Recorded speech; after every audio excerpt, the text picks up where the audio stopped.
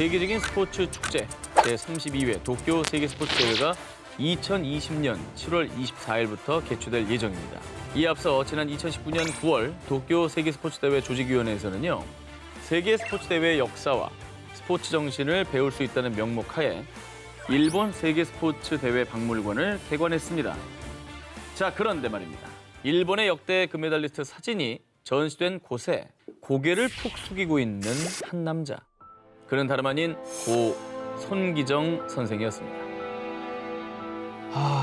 자기네 나라 사람이라고 우기겠구나. 자, 표정이 침통해 보여요. 침통하죠.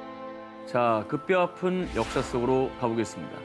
1936년 베를린 세계 스포츠 대회 당시 일본 국적과 기테이손이라는 이름으로 마라톤에 출전해야 했던 손기정 선수.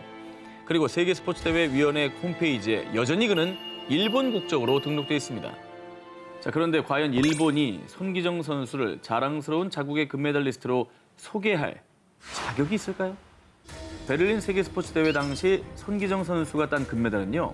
꺼져가던 우리 민족의 자부심을 활활 불태우기에 충분했습니다. 그래서 일제는 손기정 선수가 귀국을 하자 금이 환영은 못해줄 망정, 그가 민족운동의 발화점이 될까 두려웠던 일제는 마치 범죄자를 다루듯 밧줄로 손기정 선수의 손목을 묶어 이동시켰습니다. 이후에도 그의 일거수일투족을 감시했죠. 게다가 손기정 선수의 외손자가 한 언론사의 인터뷰를 통해 가슴 아픈 이야기도 전해줬는데요. 2002년 할아버지가 돌아가셨을 때 일본 세계 스포츠 대회 위원회에선 조문조차 오지 않았습니다. 할아버지를 기억한다면 최소한의 관심은 보여줘야 했습니다. 그러니까 이용만 하겠다는 거죠. 그렇죠. 메달리스트에 대한 기본적인 존중의 어떤 그런 마음이 전혀 없는 거죠. 그래 놓고서 무슨 홍보용 박물관에 전시를 하고 그래요. 스포츠인으로서 누리는 최고의 영광, 금메달을 목에 건 직후 손기정 선수가 친구에게 보낸 엽서에는요. 석자, 슬프다라는 글만 써 있었습니다. 마라톤에서 우승하고도 느껴지는 감정이 슬프다 석자였다니 마음이 미어지네요. 그렇죠. 2020년 도쿄 세계 스포츠 대회를 둘러싼 불미스러운 일은 여기서 끝이 아닙니다. 후쿠시마 원전 사고에 대한 이슈가 끊이지 않고 있죠. 산 넘어 산입니다. 네, 기사 보고 놀랐는데요.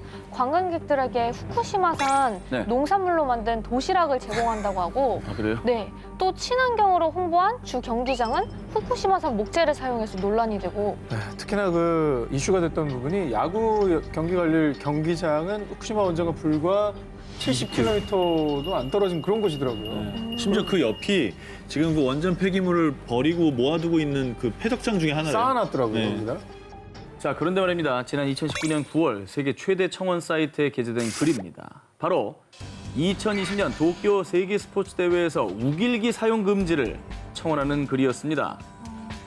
이런 글이 올라온 이유, 도쿄 세계 스포츠 대회 조직위원회에서 우길기가 일본에서 광범위하게 사용되기 때문에 막을 이유가 없습니다.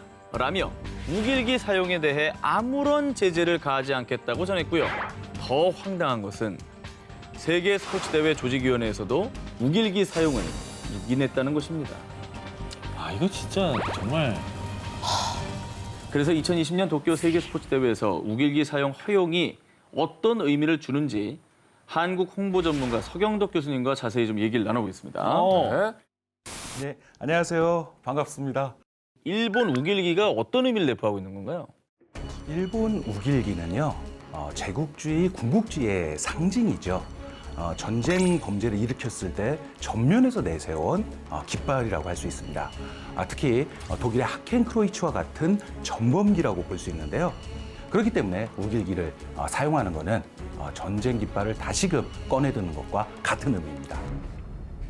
이런 노력에도 불구하고 도쿄 세계 스포츠 대회에서 말이죠. 우길기 사용을 만약에 허락을 하면 어떻게 되는 겁니까? 일단은 기본적으로 사전에 우기 응원을 막을 수 있도록 우리가 다 함께 힘을 모으는 게 중요하다고 생각이 들고요.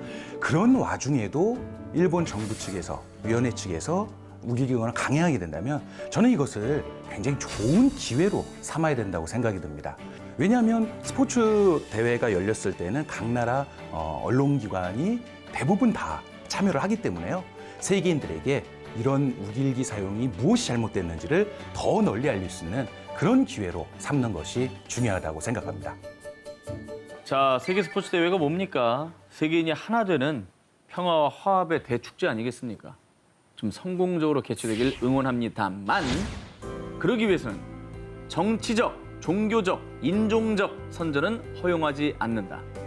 기본적인 세계 스포츠 대회 정신은 결코 훼손해서는 안 될 것입니다. 누가 넘버 3래 넘버 2야 싶고 16일 공개합니다. 역사에 가려진 비운의 마라토너.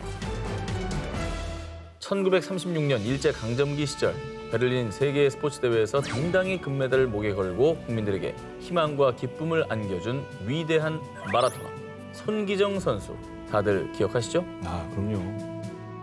그런데 베를린 세계 스포츠 대회에서는 손기정 선수가 1등을 했지만 대회 전 최종 선발전에서 1위를 차지한 선수는 따로 있었습니다. 남승용 선수인데요.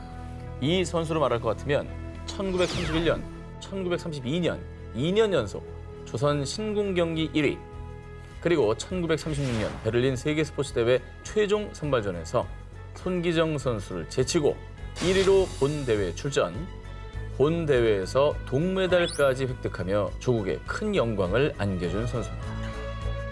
지금 시상대 앞에 계신 저분이 네. 그러니까 동메달인데 저분도 우리나라 사람인 거군요. 예. 동메달리스트 우리나라 사람입니다. 네, 손기정 공 외에 이분의 이름을 많이 기억하는 분은 없을 것 같아요. 맞아요. 예, 그게 좀 안타깝긴 하네요. 그 이유가 어디 있을까요?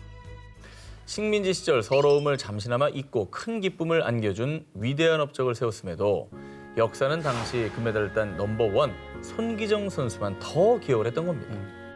자, 그런데 넘버2로 기억된 남승용 선수는 1등보다 더 원했던 게 있었습니다. 바로 가슴에 태극기를 달고 달리는 것이었죠. 그리고 해방 후인 1947년 마지막으로 태극기를 달고 뛰어보자. 당시 남승용 선수는 36세로 마라토너로선 고령의 나이였지만요. 자신의 염원이자 한으로 남아있던 태극기를 당당히 달고 대한민국 대표 선수로 후배인 서윤복 선수의 페이스메이커로 권위 있는 세계 4대 메이저 마라톤 대회 중 하나인 보스턴 마라톤 대회에 출전합니다. 그리고 비록 12위를 기록해 1등이 되지 못했지만 서윤복 선수를 1위로 이끄는 업적을 세웠고요. 가슴에 달린 태극기를 1등보다 더 자랑스러워했습니다. 김구 선생과 같이 찍은 사진이죠. 예, 비록 1등은 아니셨지만 태극기를 달고 세계 무대를 누비는 소원을 성취하셔서 아마도 지켜봤던 손기정 선수도 함께 기뻐하셨을 것 같다는 생각이 드네요. 이후에 1970년 정부는 남승용 선수에게 한국 육상 역사의 한 획을 긋고 국민들에게 희망을 준 업적을 기려 국민 훈장인 모란장을 수여했는데요. 잊혀진 또 한 명의 영웅을 기억하기 위해서 노력하고 있습니다.